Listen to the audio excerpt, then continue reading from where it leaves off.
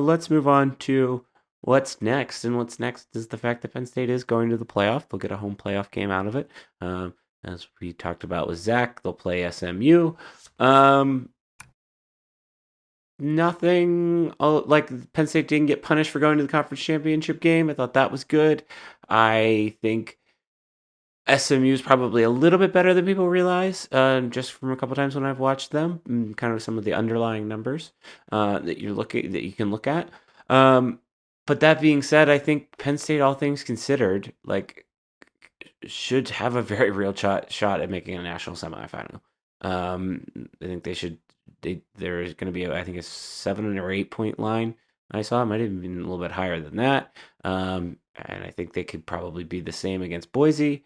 So they just kind of have to take care of business and do what they're supposed to do. And I know you're sick and tired of hearing us saying that, but that's kind of where I'm at with it. Are the games any more dangerous because of that? In terms of perception? Perception, yes. That's what I was just going to kind of ask, like, objectively, like, I think it's fair to move your expectations for the season, if you will, of now they need to win 2 games. I think it feels like they need, considering they're playing SMU, who does have a boat ton of money, then they're playing Boise, who is a non-Power 4 school. I just think, personally, like, I think you have to get there. I think you flex your muscles. You're one of the top 12 programs in the country. Prove it. These 2 schools kind of sort of have happenstance. They're way into being a top 12 program this year in the country. Consistently, you've been a top 12 program in the country, if that makes sense. I think Penn State's top 8, 10 program in the country, right? They just haven't been elite, which was the 4 was the measure of that until this season, and probably still is the measure of that. I think you're right. I think the perception, I don't know if it adds pressure or not, because there's going to be enough, we have to win a playoff game or whatever else, but you can't screw up at home against SMU. Like, you just can't. I mean, right? And then by my logic from last week of they're 3rd in their division, right? And they still got 2 teams that are better than them in their in the Big Ten. Like this week, the 20th, the playoff game, 21st is the bowl game, right? So if they win that they've done that before. The win after that is the one they haven't done under Coach Franklin. In my math. And I mean, I know that's moving the line a little bit, but in terms of I'm excited for him. It's a good matchup. It's a great game all the way around, and it's at noon, which is even better. So I'm looking forward to that in a week and a half. Can we go back? Yep. In terms of what, though? In terms of they haven't done that before. Like, they've won 11 games in a bowl game before, right? Yeah. No, they haven't. That's they haven't actually. But I guess that we're arguing. So they've won 10. That's true. Okay, so we have. So, but you're saying, like, I think they need to get to the second game and win it. Okay. For it to be a super successful season. Because of the opponent or because of optic? Like it is Boise maybe and Ohio optics, State maybe level. More optics and opponent. Right. Like, I mean, because I'm still. I mean, they got to beat SMU first, but. Right. I'm still stuck on, right? You haven't. Okay. I mean, part of, I think the struggle with Oregon, they're very good, but this feels like a Penn State team that was constructed to beat Michigan and Ohio State. And now the new bully in town is Oregon, right? And they weren't exactly right for that matchup. Right. So that's why that was a bad matchup. So no, I know it's a hard, it's changing the grading scale, changing the rubric in kind of the middle of things.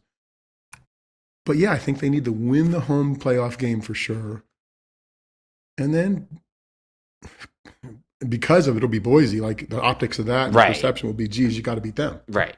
Okay. Yeah. No, I don't disagree with that. And I think it's okay to change your expectations when you see things laid out. Because if you're really a top 12 program in the country, or if you want to take it a step further, they've largely been a top 8 program in the country, you're getting over these hurdles. Like, you should be beating these teams. You should be winning these games. They've got to beat SMU, but I think they can. They should.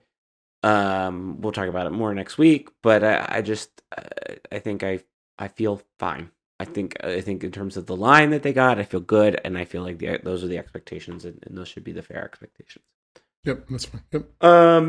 Noon game, not annoyed about it because it's a playoff game. And if you are annoyed about it, I'm going to smack you. That's my take. Okay? It's a playoff game. This is never going to happen again. I mean, it's going to happen again. Hopefully it happens again. I don't know if I want it to happen again. I mean, I want it to happen again. I want Penn State to make the playoff every year.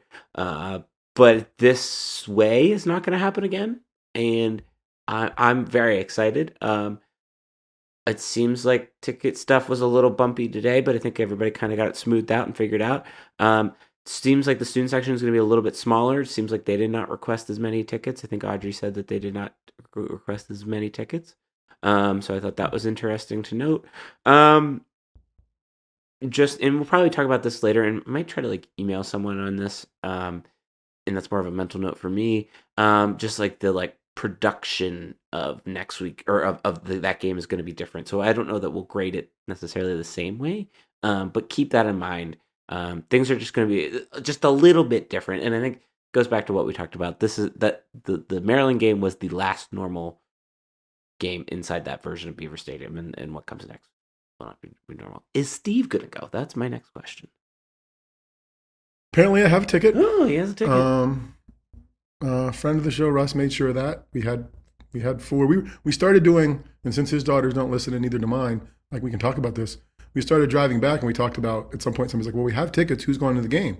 I'm like, well, maybe we should playoff rank our fan group and see who actually gets a chance to go inside the stadium, which led to some laughter and a 4 seed for me among those 4, which was not in doubt at all. I mean, Russ, Terry, and Susan are all better fans than me. But then we were mixing, and Grace, their daughter's ahead of me and whatever. So we kind of joked about that. And then I think Russ got 2 more tickets up beside us. So I was all planning not to go until about 11 o'clock this morning when he said, sounds like we can all go if we want to.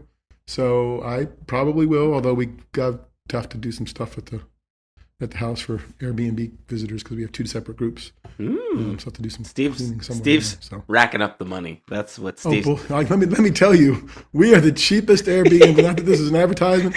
Those of you look someday, we were the cheapest place west of the stadium by a couple $100 easy. So good guy, Steve. I have a problem with taking advantage of people that way. Good guy, Steve. Okay, we'll see. All right, but yes, I'll be in. Okay. You'll be in. Yes, you and your mom and Anna are all in. We're in. Okay. Yeah, I'm excited I think it's gonna be fun. I have a white jacket. Probably gonna need to get some. If you have a recommendation for either overalls or some type of snow You're gonna pants. get the blue and white striped overalls? No. the Carhartt ones. The warm ones. I want warm ones. Oh. Not the God no. I hate those blue and white ones. We're not Indiana. We're not Wisconsin. We don't do that.